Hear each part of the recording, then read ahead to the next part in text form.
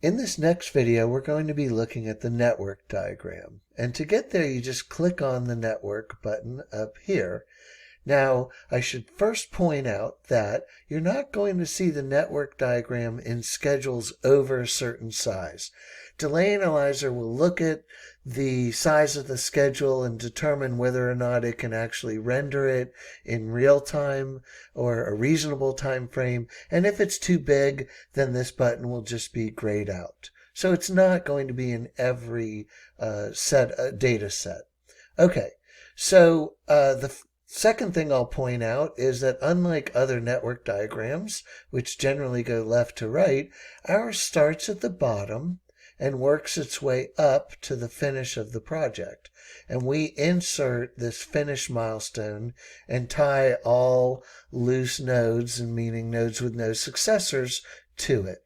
And so the heavy black line, well, that's the critical path, as you might have guessed. And you can use the network diagram to see how the critical path changes over time. So for instance, if I jump to period 16 and click in the middle of it, now you can see where the critical path is. There are three shapes on the network diagram, and I'll cover them now. Circles, those are activities. Diamonds, those are milestones. And when they're hollow, that means that they're completed. And then you have this third shape, which is this oval. And what that is a fragnet. That means we found a chain of activities with only one predecessor and one successor on the interior, and we just collapse it down because from a logic standpoint, it's really just one node. And that's a trick that we do to basically get the whole thing on one screen, or at least pretty close to it.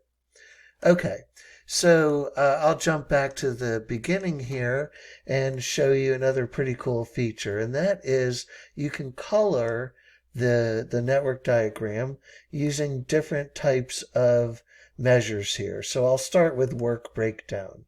Okay, when I color it by work breakdown, now initially, everything is here at the root node, everything's brown, but I can drill down, go to construction, and now we've got two children, so there are two colors.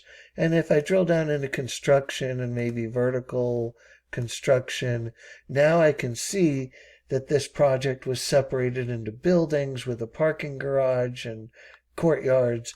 But what's pretty cool is now I can follow the critical path, and I can see it was in demolition, and then it jumped over to building A before winding its way into building B and C and D, where it pretty much finished up.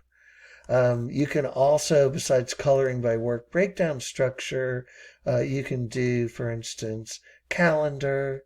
And so here you're seeing that most of the activities in this schedule are on the same calendar, which is a 5-day work week. Looks like a lot of the milestones, though, are on a 7-day calendar. Okay. Another thing you can do is, and this is just a feature in Delay Analyzer, is if I wanted to analyze, instead of to the finish date, do an analysis to an interim milestone. For instance, here's building B, TCO. All I got to do in the network diagram is double click on it, and it will redo the whole analysis. And now the critical path winds its way through to building B.